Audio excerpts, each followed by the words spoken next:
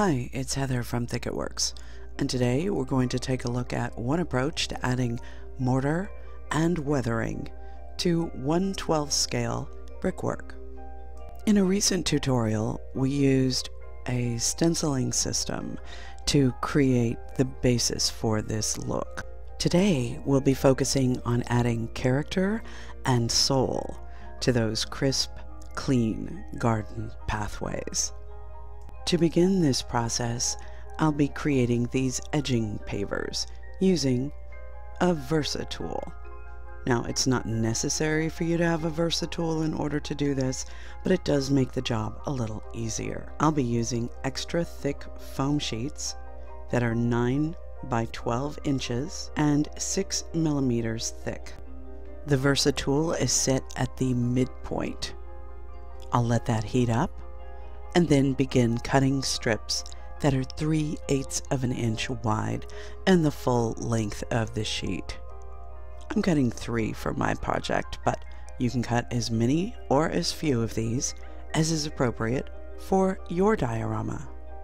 Once the strips have been cut, it's time to start texturing them. I'm going to begin by placing mortar lines 3/4 of an inch apart down the length of one of the narrow edges of all of these foam strips. I'm scoring into the surface of the material about a 1/16 of an inch. The heated blade helps create a wider cut line or score line than you would get with an ordinary craft blade. That's one of the reasons that I've chosen it. Once the first side has been completed, shift all of the pieces and repeat the process on the other 2 sides. Next, I'm going to be creating very subtle bevels along all of these score lines by placing the edge of the blade into the cut and then swiveling the blade backwards and forwards. I repeat this for all of the score lines. This results in a flexible strip of edging pavers that can be pieced together in whatever way suits the layout of your scene. At this point, I take the time to dry fit the strips of edging because I'm going to be adding painted surfaces and I need to be aware of which ends will be exposed. This takes just a few minutes, and it's super easy to work with this material. A white gel pen is a great way to make any marks on the foam pavers where you'll need to cut them to fit custom pieces. Once you've cut and dry fit all of your edging pavers, it's time to add paint finishes. I'm mixing up a soft mocha color from various acrylic craft paints and a little bit of water. And then I'm just applying this base coat to all of the sides of the brickwork that will be exposed to view. And then I just allow this base coat to dry. Once it has dried, I'm grabbing a rolled up ball of aluminum foil and pressing with a great deal of firmness to create very subtle texture. I apply this to all of the pavers. Next, I've created a thinned down wash of a darker gray paint. I'm adding that to certain areas of the bricks. Next, a lighter cream color is applied with a dry brushing technique for a mottled surface. Now that the paint finishes are in place, we can glue these edging pavers down onto the layout. For this, I'm just adding a thin bead of Aleene's tacky glue and then smoothing it out with a dampened paintbrush. A word of caution here though, you may be happier choosing a different glue. The Aleene's has quite a sheen to it when it dries, so if like me you've been a little bit sloppy, you'll find that the areas of dried glue have more of a sheen to them than you might be happy with. Allow the edging pavers to set up for a few minutes before we begin the next process, which is to add mortar. There are lots of different methods for adding mortar to miniature stone or brickwork, but this one's mine. I use 3 tablespoons of joint compound, and then I thin that with a little bit of water. In this case, it worked out to about half a cup.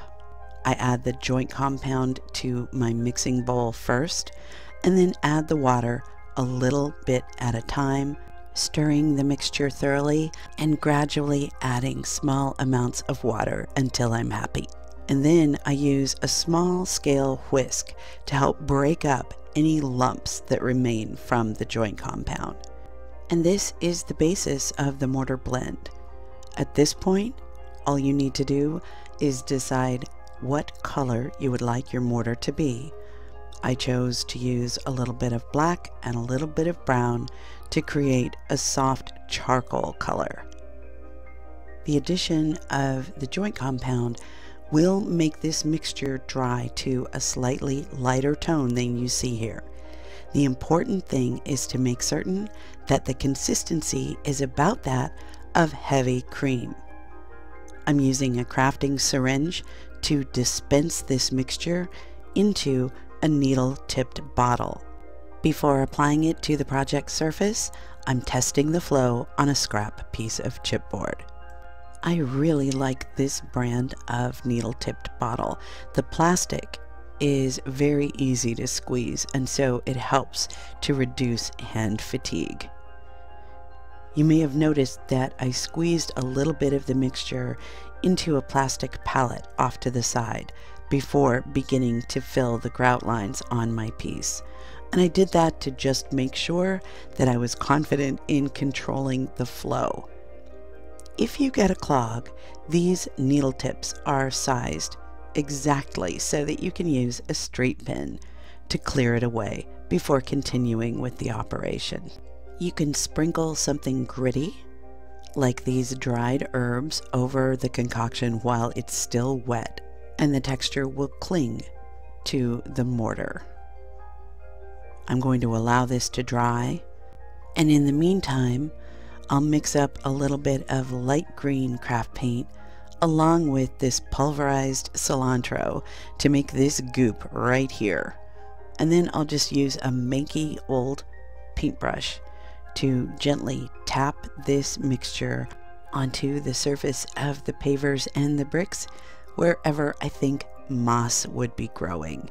And then I just tap away the loose pulverized cilantro and continue playing with the goopy mixture of paint and herbs, embellishing all of the areas that in my imagination would remain damp most of the time and therefore subject to pretty heavy growths of moss and maybe even some algae. To fix the remaining cilantro in place, I'm spraying the surface with isopropyl alcohol and then adding a few drops of thinned PVA glue. The alcohol helps the glue to penetrate deep into all of the crevices and into the organic texture of the herbs. Once it dries, they'll be firmly fixed in place.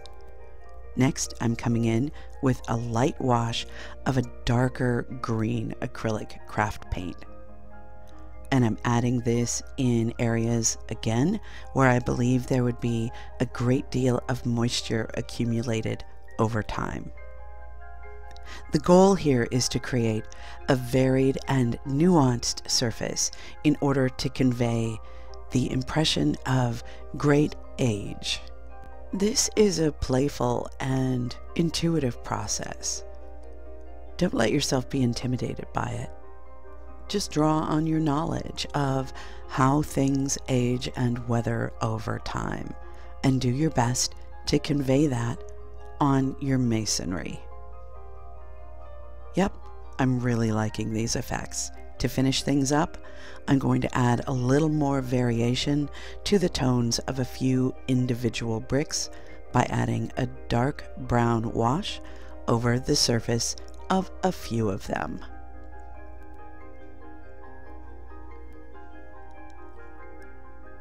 Introducing that small amount of variation really helps sell the final look. and I've thinned that wash even more, and I'm applying it in strategic locations to the surface of the mortar so that it doesn't appear as one single shade throughout the piece. It's those variations that help give this the look of authenticity.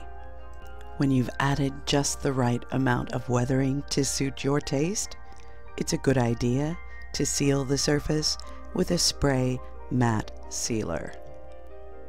Our Secret Garden Diorama is progressing nicely.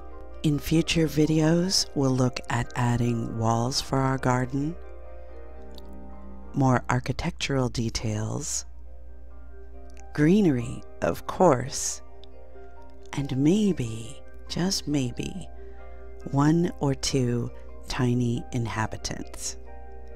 We'll see if I can pull that off. In the meantime, I'm so grateful that you've chosen to spend your time here with me today. For that, I thank you, my friend. I look forward to sharing every aspect of the creation of the Secret Garden Diorama with you. Until next time, bye.